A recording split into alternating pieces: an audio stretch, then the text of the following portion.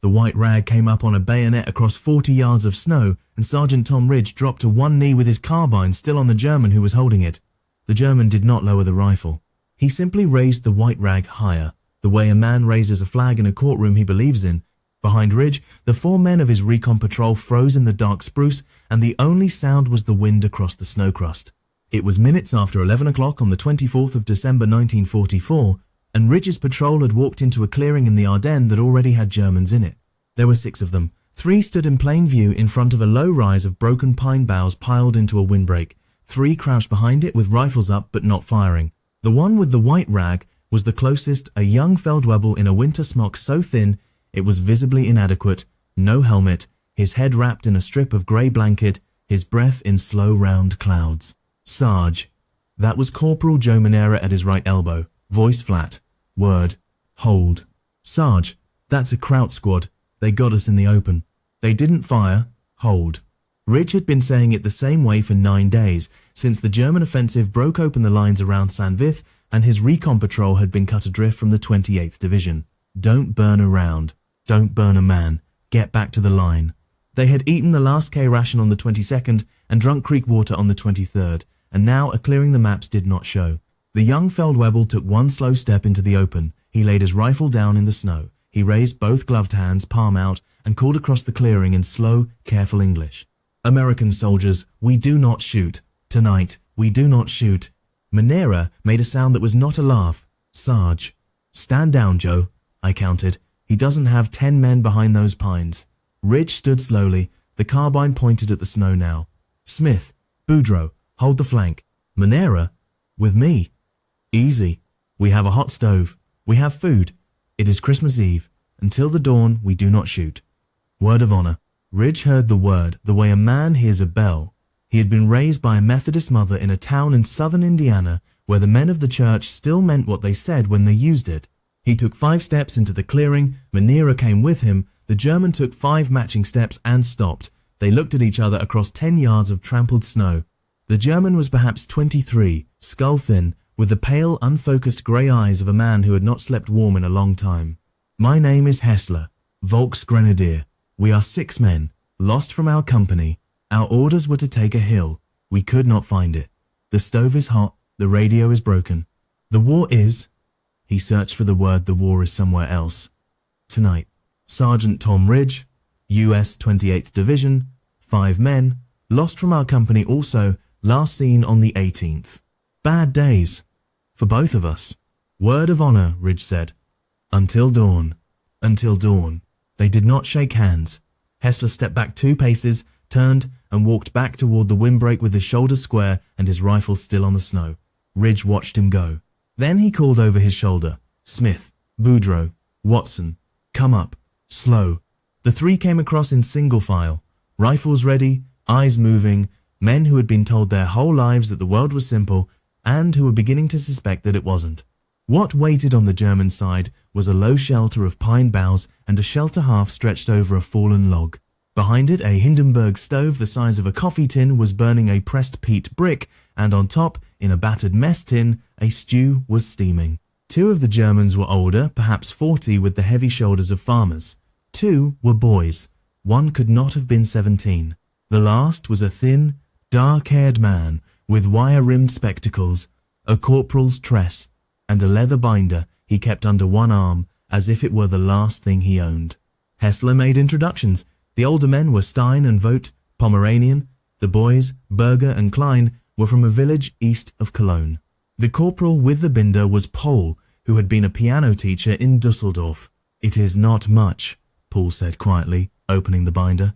The binder was a music portfolio staff paper, neatly ruled, pencil annotations in a small, clean hand. But there is bread. There is the stew.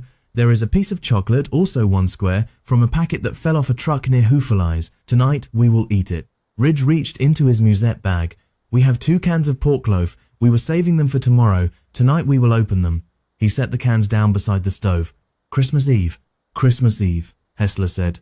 The clearing was 30 yards across, ringed by tall black spruce. Beyond it, west, artillery thumped in long-distant rolls. Somewhere east, a flare went up and hung pink for a long moment and then died. Neither side reacted. Smith, The youngest American was 19. He sat on a log with his rifle across his knees and watched the German boys with the narrow attention a man pays to a strange dog he is not sure of yet. Berger, the German boy who was perhaps 16, offered him, with a hand that shook from the cold and not from fear, half a slice of black bread. Smith took it. He looked at Ridge. Ridge nodded once. Danke, Smith said. He had picked the word up from a captured map case in November. Bit, Berger said. The boy's face moved into a smile that had been buried under too many days of bad weather, and the smile cracked his lower lip along an old split, and a single bead of blood appeared. He wiped it on the back of his glove and looked surprised that he could still bleed. Ridge sat on a log opposite the stove, the carbine across his knees, safety on but the bolt where his hand could find it. He had not survived 9 days lost in those woods by being a fool. He watched the Germans, and the Germans watched him, and somewhere in the middle of the watching, something began to loosen in his chest. Paul opened the binder again and laid a sheet of staff paper on his knee. He hummed something very quietly. Ridge knew the tune. Every American in the clearing knew it. It was Time's Stille Nacht. Paul only hummed. Boudreaux, raised on Cajun French hymns, joined the humming after the second bar just enough to hold the harmony. Smith joined after the next. Hessler closed his eyes. Stein and Vogt sang the words very softly in German under the humming. Stille Nacht. Heilige Nacht. Klein did not sing. He sat with his hands open on his knees, palms up, the way a child sits in a church pew when he is too tired.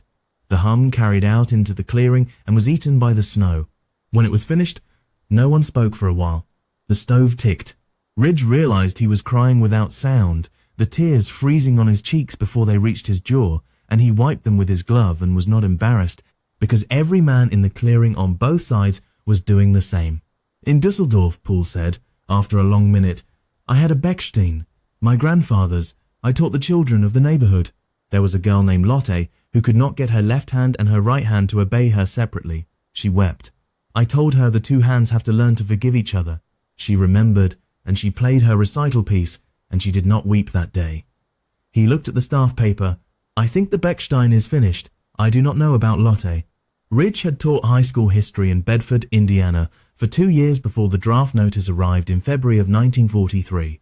He had told 15-year-olds the story of the Confederate and Union pickets who traded coffee and tobacco across the Rappahannock the night before Fredericksburg, the part of the story the textbooks did not always teach, because it complicated the simpler one. He looked at the German piano teacher and understood, for the first time, that the story was true.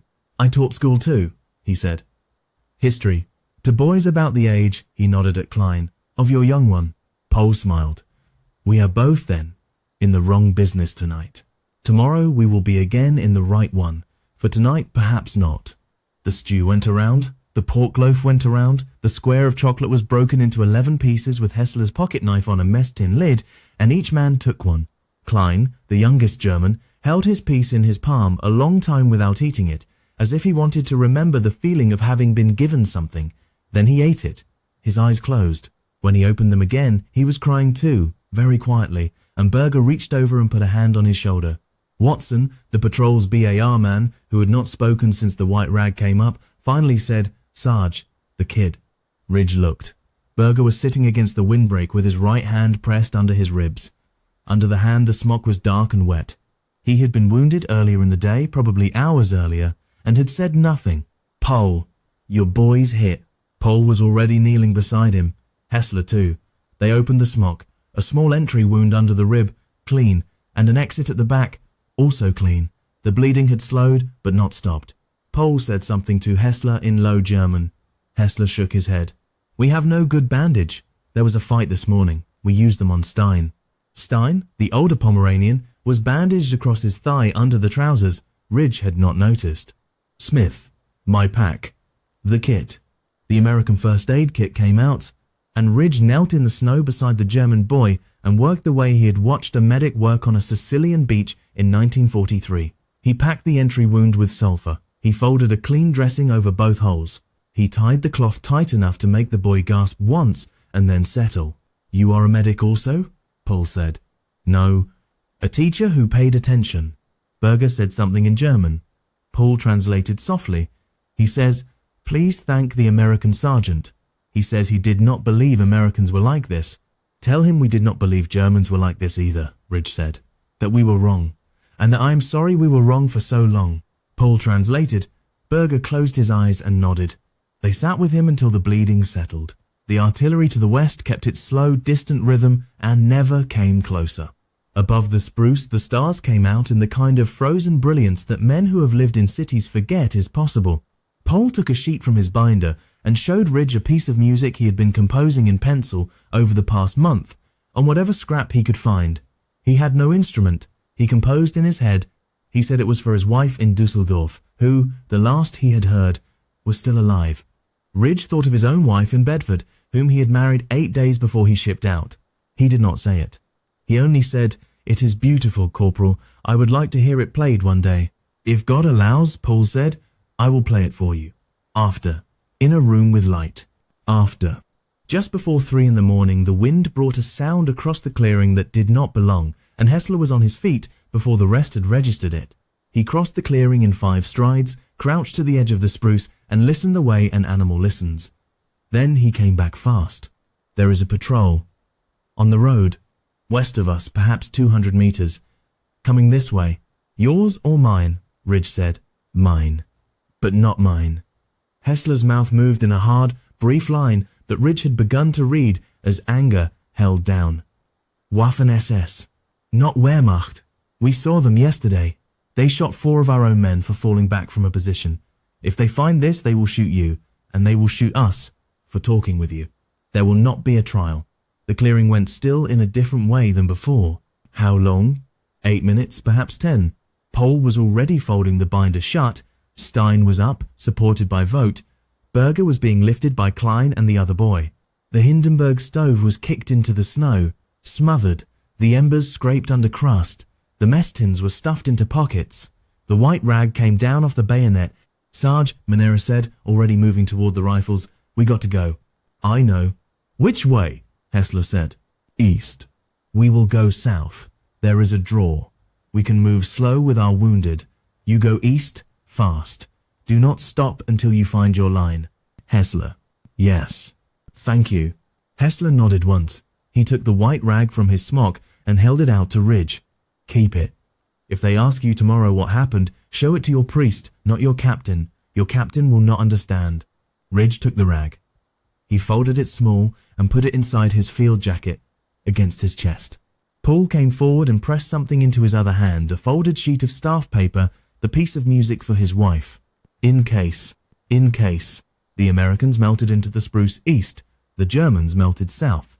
Ridge looked back once and saw Klein lifting Berger by the elbow into the trees, gentle, the way a brother lifts a younger brother out of a creek. He saw Paul's binder under Paul's arm. He saw Hessler, last, turning to scan the clearing one more time. Then Hessler was gone. Ridge walked his patrol east for the rest of the night. They did not speak. At 9 in the morning of the 25th, they came down a forestry road and were challenged by an American outpost from a company of the 1st Division pushed up into the gap. They were given hot coffee, 2 blankets each, and asked, by a lieutenant with a clipboard, to account for the 9 days they had been missing.